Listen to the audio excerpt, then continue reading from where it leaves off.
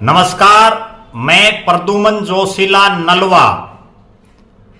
हरियाणा ही नहीं देश की राजनीति में जिनका अपना एक बहुत बड़ा नाम, एक बहुत बड़ा कद रहा, चौधरी देवीलाल देश के उप प्रधानमंत्री रहे। उनका असली राजनीतिक वारिस कौन होगा 2024 के विधानसभा और लोकसभा चुनाव में, इस बात का फैसला प्रदेश की जनता 25 सितंबर के दिन लगभग कर देगी।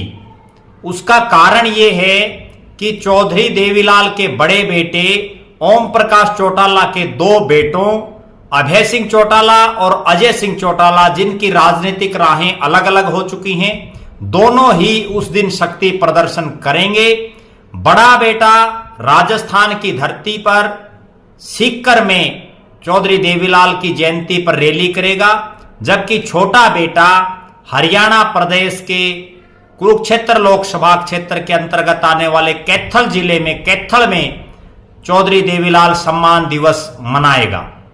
इसके अलावा दोनों ही जो चौधरी ओम प्रकाश चौटाला के बेटे हैं, उनकी मदद करने के लिए उन बेटों के बेटे यानी चौटाला साहब के पोते, एक तरफ दुष्यंत चौटाला और दिग्विजय चौटाला दिन रात मेहनत कर रहे हैं। राजस्थान में जो है बड़े बड़े गांव, बड़े बड़े शहरों में वो घूम रहे हैं, हरियाणा प्रदेश के भी इलाकों में जा रहे हैं। और दूसरी तरफ अभय सिंह चौटाला पूरे हरियाणा प्रदेश की 4,500 किलोमीटर के आसपास की पैदल यात्रा जो है वो कर चुके हैं। पूरे हरियाणा को उन्होंने अपने पांव से नापा है।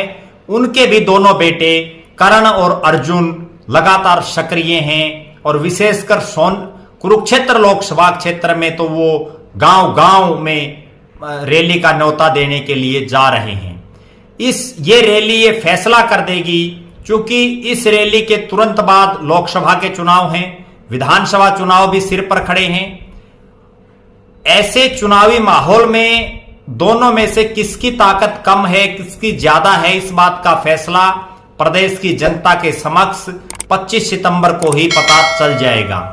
एक तरफ जहां चौधरी ओम प्रकाश चौटाला का जो भाषण, उनकी भाषण देने की कला, जो शैली है, उसको सुनने के लिए उनके कितने समर्थक, कितने पार्टी के पदाधिकारी, कितने कार्यकर्ता वहां आते हैं। दूसरी तरफ राजस्थान की धरती में पर हरियाणा से कितने लोग दुष्यंत चौटाला और अजय सिंह चौटाला को सुनने के लिए जाते हैं। इसके अलावा दोनों ही रैलियों की एक खास बात यह रहेगी कि उनमें इनेलो और जेजेपी को छोड़ करके दूसरे कौन कौन नेता शिरकत करते हैं।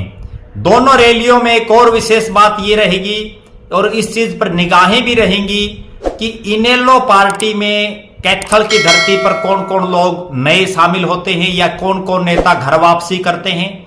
इसी तरह से जेजेपी में कौन कौन शामिल होते हैं, कौन कौन नेता घर वापसी करते हैं। इन दोनों चीजों पर भी बहुत कुछ फोकस रहेगा रैली का। लिहाजा हमारी नजरें इस रैली पर बनी रहेंगी और ये रैली ये तय कर देगी, जिस तरह से 1987-89 में वो दौर था जब चौधरी ओम प्रकाश चौटाला और चौधरी रणजीत सिंह चौटाला में राजनीतिक प्रतिद्वंद्विता थी।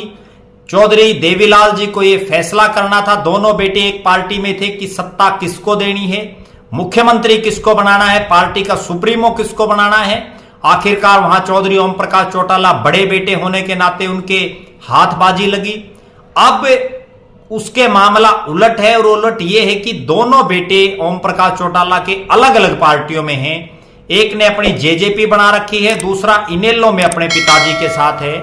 तो लिहाजा अब इस चीज का फैसला होगा कि चौधरी ओम प्रकाश चौटाला की राजनीतिक विरासत, चौधरी देवीलाल की राजनीतिक विरासत सही ढंग से, सही मायने में 2024 में किसके हाथ में होगी, ये 25 सितंबर को पता चल जाएगा।